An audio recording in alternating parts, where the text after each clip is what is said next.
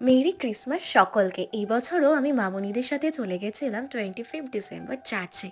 এবছর শ্রীরামপুরটাকে একটা অন্যরকম সুন্দর লাগছে, চতুর্দিক আলোতে মোড়া। এই যেন এক নতুন শ্রীরামপুর আবিষ্কার করলাম।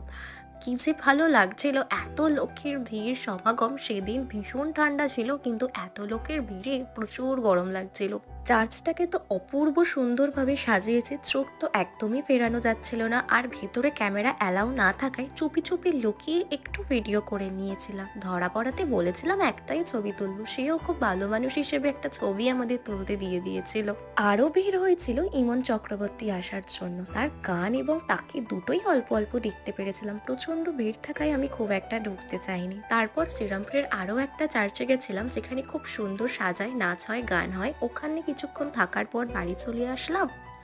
সান্তার দেওয়া কেক আর গিফট খেয়ে দিনটা কাটালাম। বাই।